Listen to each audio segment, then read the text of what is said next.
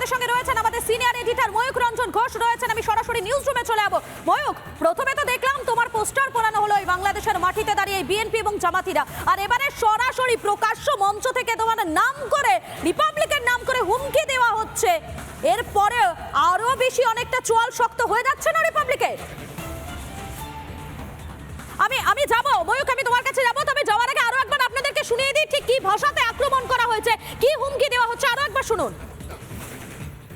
ইন্ডিয়ার একটা উপস্থাপক আছে বলে বাংলাদেশ থেকে শেষ হয়ে যাবে।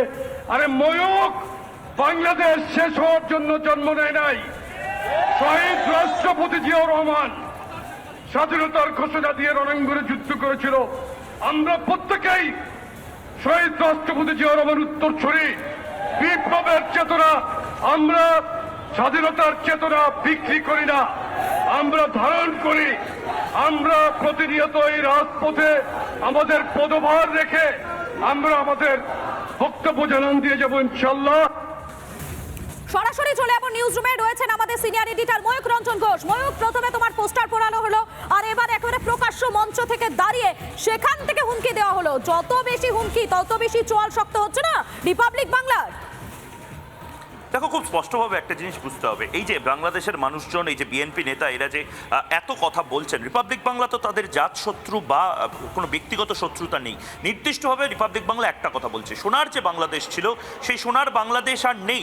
সোনার বাংলাদেশ এই মুহূর্তে পূর্ব পাকিস্তানে বদলে গেছে, পূর্ব পাকিস্তানের জন্ম হয়েছে। বাংলাদেশের মানুষ ভেবেছিল নতুন বাংলাদেশের জন্ম হচ্ছে, আসলে জন্ম হচ্ছে পূর্ব পাকিস্তানের, যেখানে জয় বাংলা স্লোগান দিলে তাদেরকে নিষিদ্ধ ঘোষণা করা হচ্ছে, যেখানে শেখ মুজিবুর রহমানের স্ট্যাচু ভাঙা হচ্ছে। জিয়াউর রহমান, সেই জিয়াউর রহমানের থেকে শুরু করে বিভিন্ন যে নেতা, তাদেরও কি আদর্শে এই বাংলাদেশ চলছে?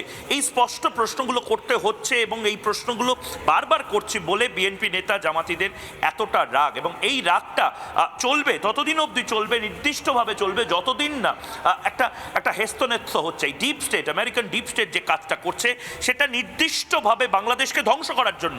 এটা আমরা বুঝতে পারছি, কারণ ভারতবর্ষকে তারা ধ্বংস করার চেষ্টা করছে, বাংলাদেশকে ধ্বংস করার চেষ্টা করছে, টুকরো টুকরো করার চেষ্টা করছে। সুতরাং এই পুরো যে পর্দা, সেই পর্দাটা ফাঁস হয়ে যাচ্ছে বলে বিএনপি নেতা বা ডিপ স্টেটের যারা দালালি বা মধ্যস্থতা ভোগী হিসেবে কাজ করছেন, তাদের এত রাগ।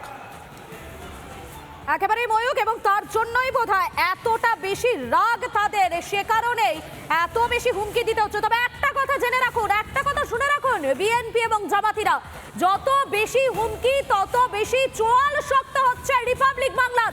আরো একবার রিপাবলিকের দর্শকদের শোনায় বিএনপি জামাতিরা ঠিক কি ভাষায় আক্রমণ করেছে রিপাবলিক বাংলাকে, শুনুন একবার। ইন্ডিয়ার একটা উপস্থাপক আছে বলে বাংলাদেশ থেকে শেষ হয়ে যাবে। আরে ময়ূক, বাংলাদেশ শেষ হওয়ার জন্য জন্ম নেয় নাই। শহীদ রাষ্ট্রপতি জিয়াউর রহমান স্বাধীনতার ঘোষণা দিয়ে রণাঙ্গনে যুদ্ধ করেছিল। আমরা প্রত্যেকেই শহীদ রাষ্ট্রপতি জিয়াউর রহমান উত্তরসূরি।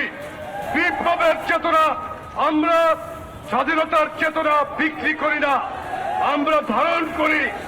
আমরা প্রতিনিয়ত এই রাজপথে আমাদের পদভার রেখে আমরা আমাদের বক্তব্য জানান দিয়ে যাবো ইনশাল্লাহ। রিপাবলিক বাংলার নামে এত গায়ে জ্বালা কিসের, এত ভয় কিসের বিএনপি নেতা এবং জামাতিদের? মোহাম্মদ ইউনূসের এত ভয়টা কিসের? কারণ রিপাবলিক বাংলা সত্যিটা তুলে ধরেছে, সে কারণেই কি এত বড় এত ভয়? সে কারণেই কি এত গায়ে জ্বালা বিএনপি এবং জামাতিদের? রিপাবলিক বাংলা বারবারে দেখিয়েছে, একেবারে প্রথম দিন থেকে দেখিয়েছে। এই মুহূর্তে আমাদের সঙ্গে টেলিফোন লাইনে রয়েছেন আন্তর্জাতিক সম্পর্ক বিশেষজ্ঞ রাজাগোপাল ধর চক্রবর্তী। আপনাকে স্বাগত রিপাবলিক বাংলায়। বিএনপি এবং জামাতিদের লাগাতার আক্রমণের মুখে রিপাবলিক বাংলা, লাগাতার হুমকি দেওয়া হচ্ছে রিপাবলিক বাংলাকে, এবং তার কারণটা কি? আমরা সত্যিটা তুলে ধরছি বাংলাদেশের মাটির, এবং সে কারণেই কি এত বেশি হুমকি?